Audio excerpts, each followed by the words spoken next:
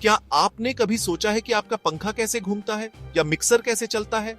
इन सब के पीछे एक छोटी सी लेकिन शक्तिशाली चीज होती है, इलेक्ट्रिक मोटर। यह एक ऐसी युक्ति है जो बिजली को गति में बदल देती है। यह हमारे दैनिक जीवन का एक अभिन्न अंग है। घरों से लेकर कारखानों तक हर जगह इसका उपयोग होता है। इलेक्ट्रिक मोटरें कई आकार और आकार में आती हैं। कुछ छोटी होती हैं, जैसे आपके खिलौनों में लगी मोटरें। कुछ विशाल होती हैं, जैसे ट्रेन को चलाने वाली मोटरें। लेकिन चाहे उनका आकार कुछ भी हो, उनका काम एक ही होता है, बिजली से घूर्णन गति उत्पन्न करना। यह कैसे संभव होता है? इसके लिए हमें विद्युत और चुंबकत्व के बीच के संबंध को समझना होगा। इलेक्ट्रिक मोटर इसी सिद्धांत पर काम करती है कि विद्युत धारा एक चुंबकीय क्षेत्र बनाती है और यह चुंबकीय क्षेत्र एक बल उत्पन्न कर सकता है जो चीजों को घुमा सकता है। आगे के भाग में हम इस प्रक्रिया को और विस्तार से समझेंगे और देखेंगे कि कैसे इलेक्ट्रिक मोटर इस जादुई परिवर्तन को संभव बनाती है। इलेक्ट्रिक मोटर का काम करने का तरीका समझने के लिए हमें पहले चुंबकत्व की मूल बातें समझनी होंगी।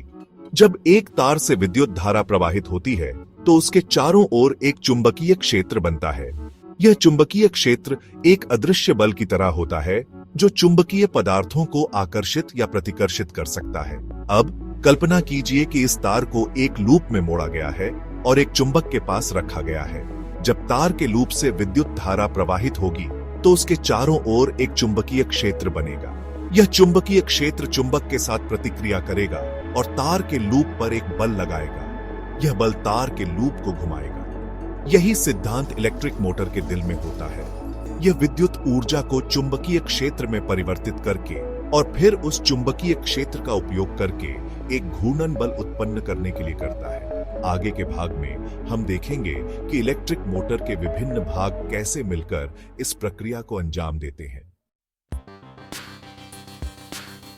किसी भी इलेक्ट्रिक मोटर के दो मुख्य भाग होते हैं, स्टेटर और रोटर। स्टेटर मोटर का स्थिर भाग होता है, जबकि रोटर घूमने वाला भाग होता है। स्टेटर में चुंबक या इलेक्ट्रोमैग्नेट होते हैं जो एक स्थिर चुंबकीय क्षेत्र बनाते हैं। रोटर, जिसे आर्मेचर भी कहा जाता है, स्टेटर के अंदर स्थित होता है और इसमें तार के लूप होते हैं जिन्हें वाइंडिंग कहा जाता है। जब इन वाइंडिंग से विद्युत धारा प्रवाहित होती है तो वे एक चुंबकीय क्षेत्र बनाते हैं जो स्टेटर के चुंबकीय क्षेत्र के साथ प्रतिक्रिया करता है। यह प्रतिक्रिया रोटर पर एक बल उत्पन्न करती है जिससे वह घूमता है। रोटर की घूर्णन गति का उपयोग फिर विभिन्न कार्यों को करने के लिए किया जाता है, जैसे पंखे को घुमाना, पानी पंप करना या कार को चलाना। सेक्शन 4, विद्युत धारा का प्रवाह, कॉइल और कम्यूटेटर।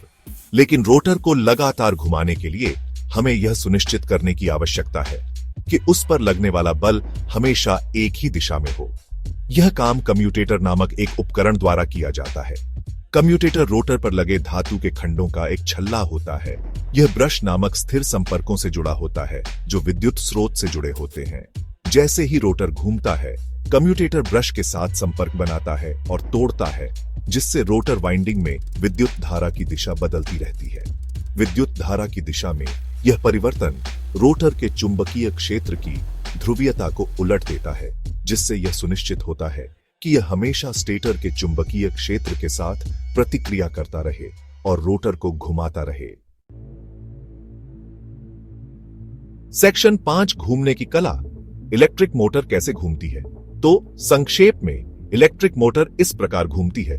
1. विद्युत धारा रोटर वाइंडिंग से होकर गुजरती है, जिससे एक चुंबकीय क्षेत्र बनता है। 2. रोटर का चुंबकीय क्षेत्र स्टेटर के चुंबकीय क्षेत्र के साथ प्रतिक्रिया करता है, जिससे रोटर पर एक बल लगता है और वह घूमता है।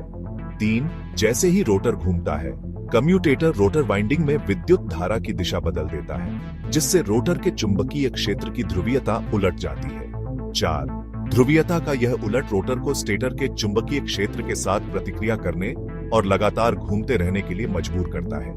यह प्रक्रिया तब तक जारी रहती है जब तक मोटर को विद्युत आपूर्ति की जाती है। सेक्शन 6, मोटरों की दुनिया, विभिन्न प्रकार और उनके उपयोग। इलेक्ट्रिक मोटरें कई प्रकार की होती हैं, जिनमें से प्रत्येक के अपने विशिष्ट अनुप्रयोग होते हैं। कुछ सबसे आम प्रकारों में शामिल हैं डीसी मोटर ये मोटरें सरल और सस्ती होती हैं और बैटरी जैसे डीसी स्रोतों पर चलती है। इनका उपयोग खिलौनों, उपकरणों और छोटी मशीनों में किया जाता है। ऐसी मोटरें ऐसी स्रोतों पर चलती हैं और डीसी मोटरों की तुलना में अधिक कुशल होती है। इनका उपयोग पंखे, पंप, कंप्रेशर्स और औद्योगिक मशीनरी जैसे अनुप्रयोगों की एक विस्तृत श्रृंखला में किया जाता है। स्टेपर मोटर, ये मोटरें सटीक स्थिति और गति नियंत्रण प्रदान करती हैं। इनका उपयोग प्रिंटर, रोबोट और अन्य अनुप्रयोगों में किया जाता है जहां सटीक गति की आवश्यकता होती है। सेक्शन 7, निष्कर्ष, तकनीक का भविष्य इलेक्ट्रिक है। इलेक्ट्रिक मोटरें आधुनिक जीवन का एक अनिवार्य हिस्सा है जो अनगिनत उपकरणों और प्रणालियों को शक्ति प्रदान करती है। हमारे घरों को ठंडा करने वाले पंखे से लेकर उद्योगों को चलाने वाली विशाल मशीनों तक इलेक्ट्रिक मोटरें हर जगह मौजूद हैं। जैसे जैसे हम एक स्थायी भविष्य की ओर बढ़ रहे हैं, इलेक्ट्रिक मोटरें और भी महत्वपूर्ण होती जा रही हैं। इलेक्ट्रिक वाहनों में उनका उपयोग परिवहन उद्योग में क्रांति ला रहा है, जिससे प्रदूषण कम हो रहा है और ऊर्जा दक्षता में सुधार हो रहा है। भविष्य इलेक्ट्रिक है और इलेक्ट्रिक मोटरें निस्संदेह इस रोमांचक यात्रा में महत्वपूर्ण भूमिका निभाएंगी।